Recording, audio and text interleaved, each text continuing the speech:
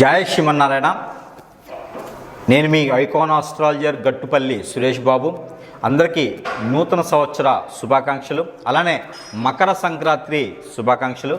ద్వాదశ రాశులందరి వరకు కూడా ఈ యొక్క 2025 సంవత్సరం జనవరి మాస పరిహారాలు, ప్రెడిక్షన్స్, అలానే ద్వాదశ రాశుల వారికి ఏ గ్రహం ఏ స్థానంలో ఉండి ఎలా ఉంటుంది అనే దాని గురించి ఒకసారి చూసినట్లయితే కనుక ద్వాదశ రాశుల్లో ఒకటి మిథున రాశి.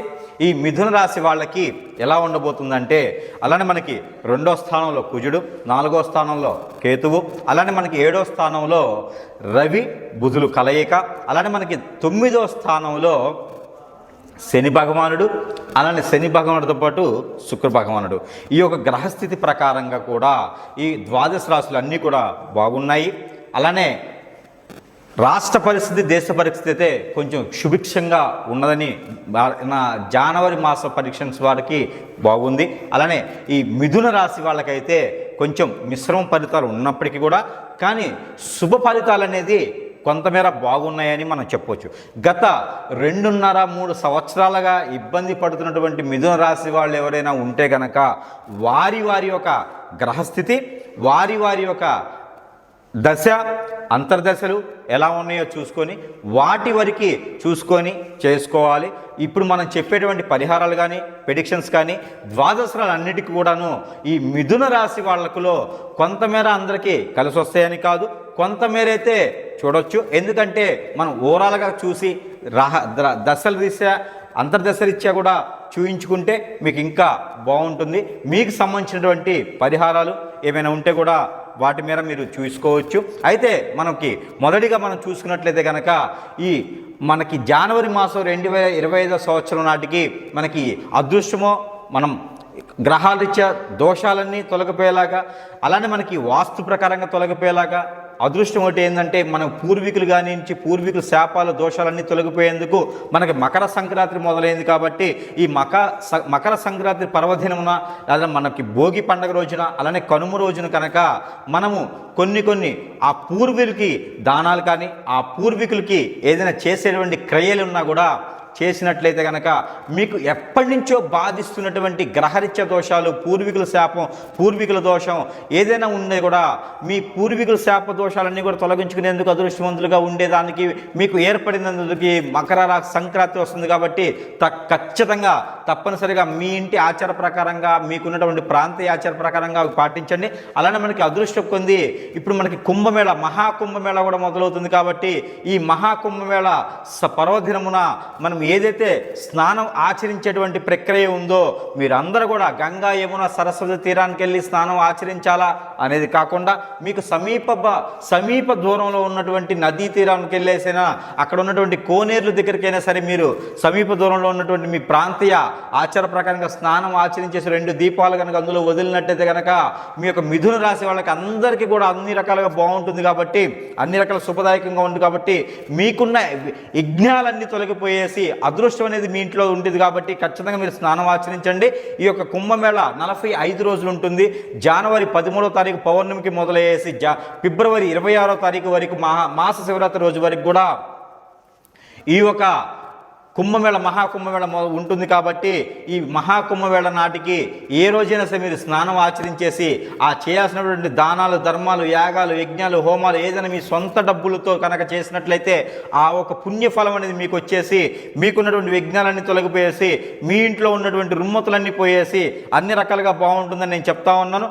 అలానే కనుక మీకు ఎవరైనా ఆరోగ్య సమస్యలు కానీ ఆర్థిక సమస్యలు కానీ ఎదుగుదల లేకపోవడం, జాబులో ముందుకు లేకపోవడం, గవర్నమెంట్ జాబ్ కోసం చూస్తున్నా, ప్రైవేట్ జాబ్ కోసం చూస్తున్నా, ఐటీ సెక్టర్ జాబ్ కోసం చూస్తున్న బిజినెస్ పర్సన్స్, మార్కెటింగ్ పర్సన్స్, ఎవరైనా కొత్తగా వ్యాపారాలు చేయాలనుకున్నా వస్త్ర వ్యాపారం, పాల వ్యాపారం, ఇలాంటి కూరగాయల మార్కెట్లు, చేపల చెరువులు ఇలాంటి ఏమైనా చేయాలనుకుంటే కూడా, ఏదైనా దేవస్థానం నిర్మించాలనుకుంటే కూడా, మిథున రాశి వాళ్ళు ఏదైనా ట్రస్టులు పెట్టాలనుకున్నా, లేదన్నా పార్ట్నర్షిప్ వ్యాపారాలు చేయాలనుకున్నా, ఇంకా ఏమైనా వ్యాపారాలు స్థాపించాలనుకున్నా, నిలబెట్టాలనుకున్నా కూడా, మీరు ఇల్లు కట్టుకోవాలన్నా, స్థలం కొనుక్కోవాలనుకున్నా, ఆర్థిక స్థితిగతుల్లో ఉన్న పిల్లలు ఎదుగుదల లేకపోయినా, నరదిష్టి, నరఘోష, నర ప్రభావం, మీరు దాంట్లో ఇంకా ఏమైనా దోషాలు, కుజదోషం, అలానే కాలసర్ప దోషం, అలానే మీకు ఇంకొన్నటువంటి శుక్రదోషం, కలత్ర దోషం, శని భగవాన్ యొక్క కృప, ఇవన్నీ కూడా బుధ భగవాను యొక్క కృప, మీకు హెల్త్ రీత్యా ప్రాబ్లమ్స్ ఇవన్నీ కూడా ఏవైతే ఉన్నాయో ఇవన్నీ కూడా ఈ యొక్క జనవరి మాసంలో మీకు పటాపంచలేదానికి, మీరందరూ కూడా అదృష్టవంతులేదానికి ఆస్కారం ఉంటుంది. కాబట్టి ఖచ్చితంగా మీరందరూ కూడా ఈ యొక్క ఏదైతే మనకి ఈ ద్వాదశ రాశులు అందరికీ కూడా దాంట్లో పాటు మిథున రాశి వాళ్ళందరూ కూడా ఈ మకర సంక్రాంతి రోజున కనుక మీరు చేసేటువంటి దానాలు, అలానే కనుమ రోజున మీరు చేసేటువంటి దానాలు, అలానే భోగి రోజున మీరు చేసేటువంటి దానాలు, అలానే భోగి రోజున మీరు చేసేటువంటి కొన్ని రకాల కార్యక్రమాలు, అలానే మీరు ఈ యొక్క ఏదైతే కుంభమేళ మహాకుంభమేళ రోజున మీరు చేసేటువంటి స్నానాలు, వీటి వలన మీకు ఏలనాటి శని నుంచి అన్ని రకాల దోషాలు కూడా తొలగిపోయేదానికి ఆస్కారం ఉంది. కాబట్టి ప్రతి ఒక్కరు ప్రక్రియ చేయండి. అలానే మనకి మహాకుంభమేళ రోజున మీరు చేయాల్సినటువంటి పని ఏంటి అంటే, మహాకుంభవేళ రోజున ఏదైతే మనకి 13వ తారీఖు జనవరి మాసంలో మొదలవుతుందో, ఏదైతే 26వ తారీఖు ఫిబ్రవరి మాసంతో అది అంతము కుంభమేళ అంతమవుతుందో, అప్పటి 45 రోజుల లోపున కనుక మీరు మంచి స్నానం ఆచరించేసి, స్నానం ఆచరించేటప్పుడు 1 కిలో నువ్వులు, 1 కిలోంపావు నల్ల నువ్వులు, 1 కిలోంపావు జొన్నలు, 1 కిలోంపావు గోధుమలు, 1 కిలోంపావు కందులు, మీరు ఇవన్నీ తీసుకెళ్ళే కనుక మీరు ఎక్కడైతే స్నానం ఆచరిస్తారో ఆ స్నానం ఆచరించేటువంటి నీటిలో కనుక ఇవి వదిలినట్లయితే మీకున్నటువంటి గ్రహరీత్యా దోషాలు, వాస్తుపరకంగా దోషాలు, అలానే హార్మోన్ ఇన్బ్యాలెన్స్, పిల్లల్లో ఉన్నటువంటి బాలారిష్య రోగాలు, ఇవన్నీ కూడా మీకు పటాపంచలేదానికి పెద్దలు చేసేటువంటి కర్మలు, క్రియలు ఏవైతే ఉన్నాయో అవన్నీ కూడా నిర్వచించినట్టయితే కనుక మనకి కనుమ రోజుతో కనుక మీకు ఉత్తరాయణం మొదలవుతుంది. కాబట్టి మీరందరూ కూడా ఉత్తరాయణం కాలంలో మీకు పుణ్యకాలం అంటారు. ఈ ఉత్తరాయణ కాలం అంతా కూడా మీకు బాగుంటుంది. మీరు చేసేటువంటి ప్రతి కార్యక్రమంలో విఘ్నాలు లేకుండా ముందుకెళ్లేదానికి ఇలాంటి ఏమైనా మీరు ఒక 11 మందికి రగ్గులు సమర్పించినా కూడా మీకు మంచి కాలం ముందుకు వస్తుంది. కాబట్టి ఆ మీద మీరు ప్రయత్నం చేయండి. అలానే మీకు ఏది దానమైనా, ఏ ధర్మమైనా, ఎలాంటి పుణ్య కార్యక్రమాలైనా సరే మీ జేబులో మీ సొంతంగా సంపాదించినటువంటి డబ్బుతో చేస్తే మాత్రం ఈ పుణ్యం మీకు వస్తుంది. కానీ అప్పు తీసుకొచ్చి చేయకండి. అప్పు తీసుకొచ్చేటువంటి డబ్బు ఏదైతే ఉందో అది పాముతో సమానం. అప్పు చేసి మీరు ఎలాంటి పుణ్యకార్యాలు చేసినా కూడా అవి ఫలించవు. కాబట్టి ఖచ్చితంగా మీరు సొంతగా కష్టపడండి. కూలి పని చేసినా సరే, 30 రూపాయలతో చేసినా సరే, మీరు ఒక చిన్న దీపారాన్ని చేసినా కూడా ఆ ఒక ప్రతిఫలం మీ మీద ఉంటుంది. కాబట్టి అప్పు తీసుకొచ్చి ఎలాంటి దానాలు, ధర్మాలు, యాగాలు, యజ్ఞాలు, హోమాలు, పూజలు ఇలాంటి ఏమీ చేయకండి.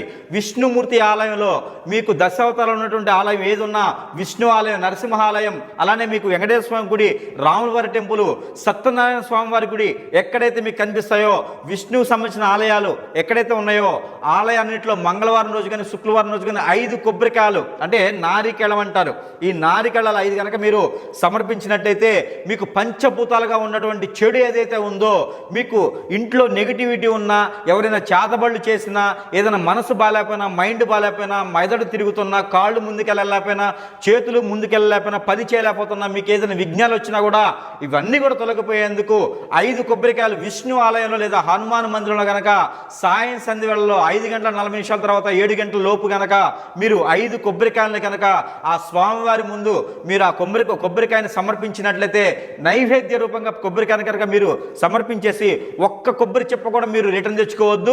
ఆ కొబ్బరి చెప్పులతో ఎలాంటి చట్నీలు కానీ విడిగా తినేదానికి కానీ మీకు పనికిరాదు. ఆ గ్రహరీత్యా ఉన్నటువంటి దోషాలు, పంచభూతాలుగా ఉన్నటువంటి, పంచభూతాలు అంటే భూతాలు, దెయ్యాలు గాల్లో ఉండే కాదు. పంచభూతాలు అంటే నీరు, నిప్పు, ఆ మనసు, ఈ మనసు ఆత్మసాక్షిగా మనం కొబ్బరికాయలు గనక, ఈ నారికేళం గనక ఆ ఒక హనుమాన్ మందిరంలో లేదా విష్ణుమూర్తి ఆలయంలో కనుక మనం సమర్పించినట్లయితే కనుక మీకున్నటువంటి గ్రహరీత్యా దోషాలన్నీ కూడా తొలగిపోయేదానికి ఆస్కారం ఉంటుంది. ఈ 2025 సంవత్సరంలో ప్రతి ఒక్కరు కూడా రాజ్యాన్ని పరిపాలించేటువంటి అదృష్టము, రాష్ట్రాన్ని పరిపాలించేటువంటి శక్తి, యుక్తులు కూడా మీలో ఉండాలని ఆ ఒక దేవత దేవుడి యొక్క అదృష్టము, వాళ్ళ కృప, మీ పెద్దల యొక్క కృప, దీవెనలు కూడా మీ మీద ఉండేందుకు చిన్న చిన్న పరిహారాలు చేసుకొని మీరందరూ కూడా అదృష్టవంతులు అవ్వాలని నేను కోరుకుంటూ, 5 కొబ్బరికాయలు మీరు ఏదైతే విష్ణుమూర్తి ఆలయంలో మీరు ఏ రోజైనా సమర్పించవచ్చు. అందులో మంగళవారం, శుక్రవారం అయితే మరీ మంచిది. సమర్పించేది ఒక చెప్ప కూడా ఇంటికి తెచ్చుకోవాలి, మీరు సమర్పించేసుకునే చాలా మంచి జరుగుతుంది దీని ద్వారా. అలానే మీకు ఆ రోజు కనుక ఈ కొబ్బరికాయలతో పాటు మీకు పేపర్ అటుకులను దొరుకుతాయండి. మనకి మార్కెట్లో మీకు పచారీ షాపుల్లో, అక్కడ కిరాణా షాప్స్ ఉంటే మనకు బియ్యంతో చేసేటువంటి అటుకులు అని ఉంటాయి. ఆ అటుకులతో పాటు అటుకులతో పాటు మీరు బెల్లం ఉంటుంది కదా మనకి, ఆ బెల్లం చిన్న చిన్న ముక్కలు చేసేసి ఆ బెల్లం, అలానే మనకి చట్నీ వేసుకునేటువంటి పుట్నాల పప్పు అని దొరుకుతాయి. మన ఇరు రాష్ట్రాల్లో ఎక్కడైనా దొరుకుతాయి ఇవన్నీను, అందరికీ తెలిసినవి. ఆడవాళ్ళకైతే వంట చేసే వాళ్ళకైతే బాగా తెలుస్తాయి. ఇవన్నీ కూడా మీరు ఒక హాఫ్ కిలో అంటే 500 గ్రాములు 500 గ్రాములు అటుకులు, 500 గ్రాములు బెల్లము, 500 గ్రాములు పుట్నాల పప్పు, ఈ 3 కూడా కలయికతో చేసేసి ఎక్కడైతే మీకు విష్ణుమూర్తి ఆలయంలో కానీ, హనుమాన్ మందిరంలో కానీ, లేదా సాయిబాబా ఆలయంలో కనుక మీరు ఈ సమర్పించినట్లయితే గురువారం లేదా బుధవారం రోజున మీరు సమర్పించుకోవాలి, లేదా శనివారం రోజైనా సరే. నెల మొత్తం చేయాలనుకునే దానికి మీ ఇష్టం, అది మీ యొక్క అదృష్టం బాగుండాలి అనుకుంటే ప్రతి వారమైనా చేసుకోవచ్చు. దేవునికి సమర్పించేది ఏదైనా సరే మీ సొంత డబ్బులతో తెచ్చేసి దేవునికి సమర్పించుకోండి. ఈ యొక్క పరిహారం మీరు చేసినట్లయితే కనుక ఖచ్చితంగా అందరూ కూడా ఉన్నత స్థానానికి వెళ్తారు. మీరు పంట భూములు కానివ్వండి, ఇళ్ళు, స్థలాలు, వాకిళ్ళు, ఏదైతే విదేశానికి ఆరోగ్యరీత్యా అన్ని రకాలైనటువంటి ప్రాబ్లమ్స్ తొలగిపోయేసి అన్ని రకాల రుమ్మతులు నుంచి బయటపడేసి దానికి ప్రతి ఒక్కరు కూడా ఆ విష్ణు భగవాని అంత కృప మీ మీద ఉండేందుకు బాగుంటుంది. కాబట్టి ఎవరైనా చర్చికి వెళ్ళే వాళ్ళు ఉంటే, మసీదుకి వెళ్ళే వాళ్ళు ఉంటే కూడా ఈ పరిహారం చేసుకోవచ్చు. ఇబ్బంది అయితే ఏమి లేదు. మీరు ఎలాంటి టెంపుల్కైనా వెళ్ళండి, పరిహారం మాత్రం అటుకులు చేసుకోండి. అటుకులు, బెల్లము, పుట్నాల పప్పు ఏవైతే ఉంటాయో ఇవి కనుక మీరు సమర్పించుకున్నట్టయితే ప్రభు దగ్గర పెట్టొచ్చు, అల్లా దగ్గర పెట్టొచ్చు, బౌద్ధ మతం దగ్గర పెట్టొచ్చు, సైకుల దగ్గర, సింధువుల దగ్గర, ఏ మతం దగ్గరైనా, ఏ మతం మీకు సంబంధం లేదంటే మీకు దగ్గరలో ఉన్నటువంటి నదీ తీరం దగ్గరైనా అవి వదిలేసేయండి. అక్కడ ఎవరైనా పిల్లలు ఉంటే కూడా ఆ నదికి నమస్కారం చేసేసి, ఆ చెరువుకు నమస్కారం చేసేసి సగం అందులో సమర్పించేసి, ఆ సగము ఎవరికైనా పిల్లలకి, పెద్దలకి ఏదైనా నైవేద్య రూపంగా కాకుండా ప్రసాద రూపంగా పెట్టినట్టయితే ఆ ఒక రెమెడీ మీకు భరించేసి మీరు కోరినటువంటి కోరికలు తీరేందుకు ఆ దేవులు మీ మీద అనుగ్రహంతో ఉంటారు. కాబట్టి ఈ యొక్క చిన్నపాటి రెమెడీ ఈ జనవరి మాసం 2025 సంవత్సరంలో మీరు చేసి మిథున రాశి వాళ్ళు చేసినట్లయితే కనుక సంవత్సరం మొత్తం కూడా ఆనందంగా ఉండేదానికి ఆస్కారం ఉంటుంది. కాబట్టి ఖచ్చితంగా మీరు ఈ రెమెడీ చేయండి. దాంతోపాటు ప్రతి మాసం కూడా మనం ఇస్తున్నట్టుగానే ఈ మాసంలో కూడా గ్రహాల రీత్యా మీకు ఇబ్బందులు ఏమైనా ఉంటే వాటి నుంచి తొలగిపోయేదానికి మీకు నెంబర్ ఇవ్వడం జరుగుతూ ఉంది. తత్మేర ఈ నెంబర్ ఏంటంటే, ఈ మిథున రాశి వాళ్ళకి ఇచ్చేటువంటి నెంబర్ ఏంటంటే 519714 519714. ఈ నెంబర్ని కనుక మీరు ప్రతిరోజు పారాయణ రూపంగా కానీ ప్రతిరోజు మీరు పఠించినట్లయితే అదృష్టం ఉంటుంది. ఎన్నిసార్లు? 225 సార్లు, 225 టైమ్స్ కనుక మీరు ప్రతిరోజు పారాయణ రూపంగా చేసినా, అలానే విన్నా, తరించినా, మీరు చదివినా కూడా మంచి పని చేస్తుంది. అలానే మన మంత్రాలు కానీ ఏదన్నా నెంబర్స్ కానీ ఇలా దేవునికి సంబంధించిన ఏమైనా ఉంటే కనుక మనం నిద్రలేవగానే మంచం మీద కూర్చొని చదివితే మనకు అదృష్టం వస్తుందని అనుకోవచ్చు. మంచం మీద కూర్చొని ఎలాంటి నెంబర్లు కానీ, మంత్రాలు కానీ, ఏదన్నా ఉపన్యాసాలు, పురాణాలు సంబంధించి దేవునికి సంబంధించిన భగవద్గీతలు ఏదైనా సరే, రామాయణం కానీ, భారతం కానీ ఎలాంటి కూడా మంచం మీద కూర్చొని చదవద్దు. దయచేసి మంచం మీద కూర్చుంటే అరెస్టింగ్. కాబట్టి ఎక్కడైనా కింద నేల మీద కూర్చొని చదవండి, మీకు అదృష్టం వరిస్తుంది.